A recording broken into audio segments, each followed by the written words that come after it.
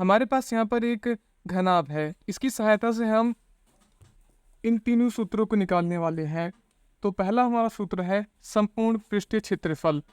ये हमारे पास एक घनाभ है, इसका हम संपूर्ण पृष्ठीय क्षेत्रफल निकालेंगे। पहले हम ये समझ लेते हैं कि संपूर्ण पृष्ठीय क्षेत्रफल क्या होता है। संपूर्ण पृष्ठीय क्षेत्रफल का मतलब है कि जिन जिन पृष्ठों को हम यहाँ छू पा रहे हैं, जैसे कि एक पृष्ठ हो गया, ये दूसरा, तीसरा, ऐसे हम जिन जिन पृष्ठों को छू पा रहे हैं उन सभी का क्षेत्रफल। तो घनाभ में हम सभी जानते हैं कि 6 पृष्ठ होते हैं, तो इन सभी 6 पृष्ठों का जो हम क्षेत्रफल निकालते हैं जिसे उसे हम कहते हैं संपूर्ण पृष्ठीय क्षेत्रफल। ये एक हो गया, इसके पीछे 2, 3, 4, 5 और ये 6। तो ये 6 पृष्ठ हैं, इसमें इनका हमें क्षेत्रफल निकालना है। तो देखिए यहाँ पर आप, तो हम सबसे पहले क्या करते हैं, ये इसकी लंबाई है, इसके अंदर ये इसकी लंबाई, पहले हम लंबाई से लिख लेते हैं। लंबाई को हम यहाँ पर L से दिखा रहे हैं। ये इसकी ऊंचाई है, तो ऊंचाई को हम H से दिखा देंगे यहाँ पर।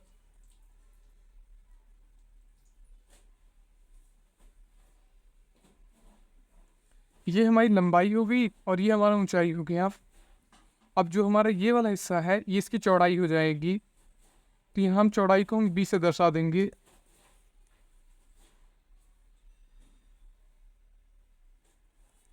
अब देखिए दोस्तों, ये चौड़ाई है तो ये ऊंचाई हो जाएगी। ऊंचाई को हम वापस से यहाँ पर H से दर्शा देंगे।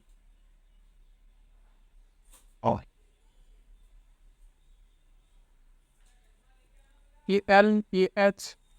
अब देखिए यहाँ चौड़ाई गुणा ऊंचाई है, तो इसके पीछे में भी चौड़ाई गुणा ऊंचाई होगा, तो हम वहाँ भी ऐसे ही कर देंगे। और यहाँ लंबाई गुणा ऊंचाई है, तो इसके पीछे जो होगा वो भी लंबाई गुणा चौड़ाई हो जाएगा।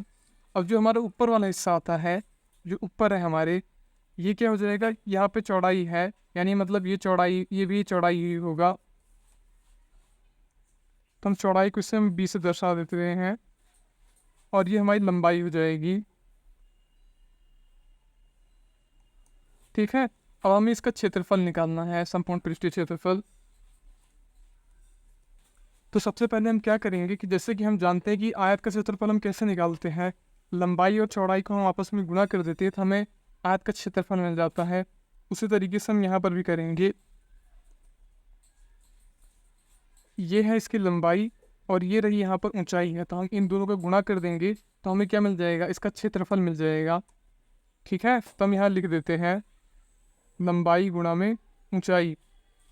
अब ध्यान दीजिए कि यहाँ पर लंबाई गुणा ऊंचाई सेम इसके पीछे भी ऐसा ही है, तो हम यहाँ पर 2 लिख देंगे, यानी कि 2 बार है। इसका हमें क्षेत्रफल मिल चुका है। अब क्या करते हैं, हम दूसरे वाले हिस्से का क्षेत्रफल निकालेंगे, दूसरे पृष्ठ का। यहाँ पर देखिए चौड़ाई गुणा ऊंचाई है, इन दोनों का अगर हम गुणा कर देंगे तो हमें इसका क्षेत्रफल मिल जाएगा। क्योंकि ये जैसा यहाँ पर इसके ऐसे पीछे भी है, इसलिए हम यहाँ पे 2 लगा देंगे। B गुणा में H, यानी चौड़ाई गुणा में ऊंचाई। अब देखिए हमारा ये और ये हो चुका है, इसका क्षेत्रफल हमने निकाल लिया और जोड़ लिया है। अब हम क्या करेंगे, ऊपर वाला क्षेत्रफल जो कि यहाँ पर है, इसका क्षेत्रफल हम निकालेंगे। यहाँ पर हमारे पास है चौड़ाई गुणा लंबाई, तो हम यहाँ लिख देते हैं B इंटू L, क्योंकि इसके पीछे जो इधर है यहाँ पर भी है ऐसा, इसलिए हम 2 लिख दे रहे हैं।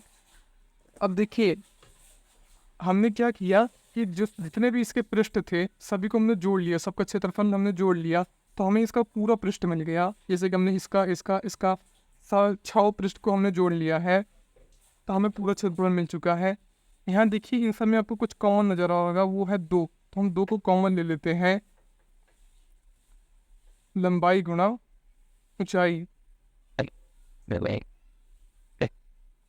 ये हो जाएगा हमारा संपूर्ण पृष्ठीय क्षेत्रफल घनाभ का। अब देखिए पार्श्व पृष्ठ क्षेत्रफल का क्या मतलब है। जैसे कि मान लीजिए कि हमारा घनाभ है ना, तो इसके अंदर हम इसका क्षेत्रफल निकालेंगे, इसका निकालेंगे, इसका निकालेंगे, कि चारों दीवारों का क्षेत्रफल निकालेंगे। लेकिन जो हमारा ये ऊपर वाला हिस्सा है, ये ऊपर वाला हिस्सा और ये वाला नीचे वाला हिस्सा, इनका हम क्षेत्रफल नहीं निकालते हैं पार्श्व पृष्ठ क्षेत्रफल में।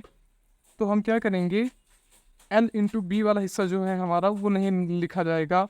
यानी कि कोई रूम है उसके अंदर की हम जो छत है और जो नीचे फर्श है उसका हम क्षेत्रफल नहीं निकालेंगे, बाकी जो चारों दीवारें हैं इनका ही हमें क्षेत्रफल निकालना है। तो क्या कर देंगे कि ये जो हमारा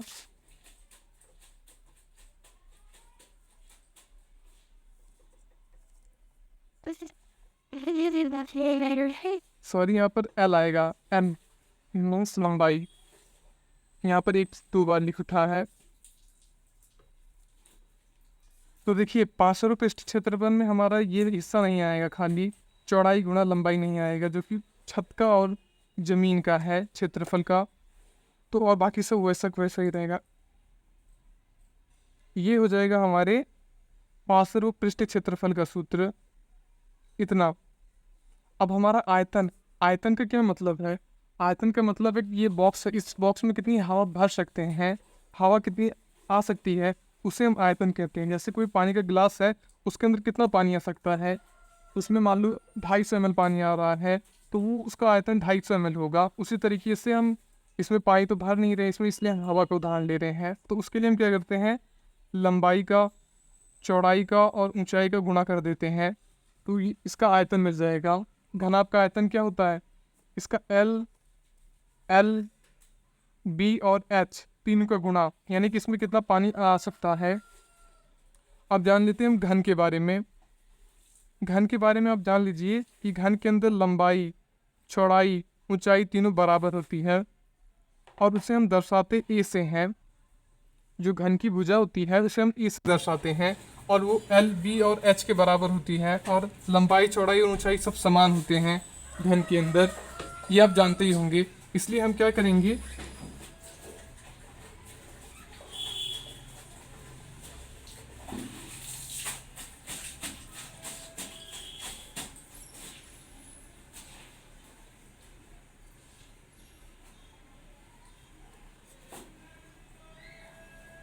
अब देखिए जैसे कि यहाँ पे जहाँ पर हमने एल बी एच का उपयोग जहाँ किया वहाँ उसकी जगह हम खाली ए लिख देंगे, वो हो जाएगा हमारा इसका घन का सूत्र निकल आएगा। उसके बाद में जैसे कि हमें संपूर्ण पृष्ठीय क्षेत्रफल निकालना है, तो ये रहा हमारा संपूर्ण पृष्ठीय क्षेत्रफल का सूत्र। यहाँ पर जहाँ पर एल है, एच है, बी है, चाहे जो हो, इन तीनों में से जो भी, उसके जगह पर हम ए लिख देंगे बस। तो एल है उसके जगह पर हम ए लिखेंगे, एच की जगह पर भी ए लिखेंगे, तो हो जाएगा ए स्क्वायर, प्लस में यहाँ बी की जगह पर और एच की जगह पर भी ए लिख देंगे, तो एक और ए स्क्वायर, यहाँ भी वैसे ही हो जाएगा, तो ए स्क्वायर। तो क्या हो जाए, मिल रहा है हमें 3 ए स्क्वायर इंटू 2, तो क्या मिल जाएगा हमें 6 ए स्क्वायर। ये हो गया हमारे संपूर्ण पृष्ठीय क्षेत्रफल का सूत्र। अब पार्श्व पृष्ठीय क्षेत्रफल में क्या करेंगे, जहाँ एल बी एच लिखे हैं वहाँ उनकी जगह पर हम खाली ए को लिख देंगे और कुछ नहीं करेंगे। तो देखिए एल की जगह पर हम ए लिख रहे हैं और एच की जगह पर भी ए लिख रहे हैं, तो ए स्क्वायर हो जाएगा। बी और एच की जगह पर भी ए लिखेंगे तो फिर से ए स्क्वायर, तो हमारे पास हो जाएगा 4 ए स्क्वायर। ये दोनों जुड़ के 2 ए स्क्वायर, 2 गुणा होगा 4 ए स्क्वायर। आयतन एल बी एच की जगह पर हम ए का उपयोग कर देंगे, तो 1 की घात 3 आ जाएगा। ये हो जाएगा हमारा घन का आयतन। तो इस तरीके से हम किसी भी आप बॉक्स ले लीजिए या फिर घनाभ ले लीजिए, उसके सहायता से आप इस तरीके से बनाकर आयतन निकाल सकते हैं आसानी से।